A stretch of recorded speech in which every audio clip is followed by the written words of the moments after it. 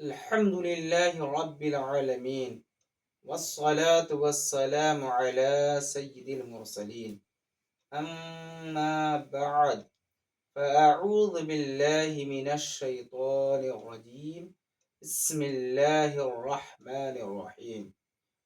معزز ناظرین کرام، پچھلے سبق میں ہم نے حروف لہویہ قاف اور کاف کے بارے میں پڑھا تھا اور اس کا مخرج میں نے آپ لوگوں کو بتایا تھا، اور ایک مخرج جیم شین یا جو حروف شجریہ کہلاتا ہے اس کے بارے میں نے کل کی ویڈیو میں بتایا تھا۔ آج ہم اس کے آگے کے جو مخارج ہیں اس کو ہم پڑھیں گے۔ اس کے بعد ہم حرف حافیہ کا مخرج پڑھیں گے۔ ضاد، حرف حافیہ، ضاد جو حرف ہے اس کا لقب ہے حرف حافیہ، اس کو حرف حافیہ کہتے ہیں۔ اب ہم ضاد کے مخرج کے بارے میں پڑھیں گے۔ ضاد کا مخرج کیا ہے؟ تمام حروفوں میں سب سے مشکل حرف ضاد ہے۔ اس میں بہت سارے لوگ بہت غلطیاں کرتے ہیں اور ضاد صحیح سے ادا نہیں کر پاتے ہیں، لہٰذا آپ خود بھی اس ویڈیو کو غور سے دیکھیں اور یہ جو حروف ہیں ان کے مخارج کو سمجھیں، خود سمجھیں اور دوسروں کو بھی سمجھائیں اور بتائیں اور اپنے تمام مخارج اور حروف کو درست کریں۔ ضاد کا مخرج زبان کی کروٹ اور اوپر کی داڑھوں کی جڑ سے ادا ہوتا ہے۔ مثال کے طور پر یہ ہماری زبان ہے اور یہ زبان کی کروٹ ہے۔ کروٹ تو دونوں طرف ہوتا ہے، ادھر بھی اور ادھر بھی، لیکن آسان ہے سیدھے طرف ادا کرنا۔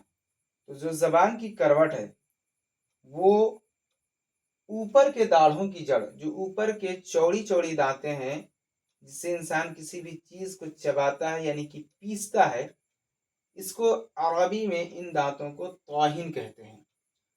جو طاہن ہے، جو پیسنے والے دانت ہیں، اس کا جو جڑ ہے وہاں پر ہم جو ہے زبان کی کروٹ کو ملائیں گے۔ زبان کی کروٹ کو اوپر کے داڑھوں کی جڑ سے ملائیں گے، جو پیسنے والے دانت ہیں اس کے جڑ سے، اوپر کے جو پیسنے والے دانت ہیں اس کے جڑ سے ملائیں گے تو ادا ہوتا ہے ضاد۔ اس کے بعد اگلا مخرج ہمارا ہے لام کا۔ یہ لام، نون اور را، ان تینوں حروف کو حروف عرفیہ کہتے ہیں۔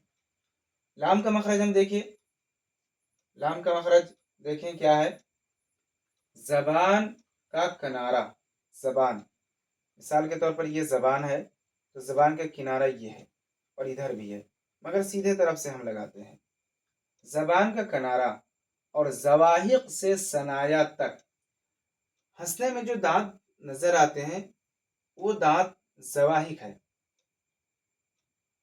طاہن کے بعد زواہق دانت ہوتا ہے، جو چوڑی دانت ہے اس کے بعد زواہق۔ تو زواہق سے ثنایا،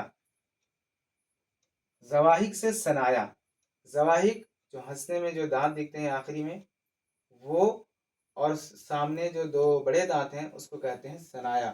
تو زواہق سے ثنایا تک کے مسوڑوں سے، وہ جو زواہق سے ثنایا تک کے جو دانت ہیں اس کے جو مسوڑے ہیں اس سے ہم زبان کے کنارے کو لگائیں گے تو ادا ہوگا لام، اور اس طرح نون۔ زبان کا کنارہ، وہی زبان کا کنارہ میں نے بتایا، یہ حصہ زبان کا کنارہ ہوتا ہے۔ زبان کا کنارہ اور انیاب سے ثنایا تک، ثنایا وہی جو سامنے میں دو دانت ہیں وہ ثنایا ہے، اور انیاب جو نوکیلا دانت ہے، جو شکاری جانور ہوتے ہیں ان کے بھی دانت نوکیلے ہوتے ہیں جس سے وہ شکار پکڑتے ہیں، اسی دانت کو انیاب کہے جاتے ہیں۔ तो अनियाब से सनाया, जो नोकीला दांत है वहां से सनाया तक के जो दांत हैं उसके जड़ से जब हम जबान के किनारे को लगाते हैं तो अदा होता है नून, और इसके बाद रॉ। जबान की नोक, जबान की नोक जो एकदम बिल्कुल सामने जो जबान है वो जबान की नोक कहलाती है, जबान की नोक, और मुकाबिल के तालु से अदा होता है। रॉ कहाँ से होता है अदा? रॉ का मखरज क्या है? जबान की नोक और मुकाबिल के तालु। मुकाबिल के तालु मतलब सामने वाला तालु। जब हम अपने उंगली को तालु में फेरेंगे तो जो तालु में खुरदुरा वाला हिस्सा है, ऊपर के दांतों की जड़ है, और जड़ के बाद जब हम आगे अपनी उंगली बढ़ाएंगे तो खुरदुरा हिस्सा है तालु का, उसी खुरदुरा हिस्सा में हम जबान की नोक, जो जबान की नोक है सामने वाला हिस्सा, उसको लगाएंगे तो अदा होता है रॉ। नाज़रीन नाम, आज हमने ये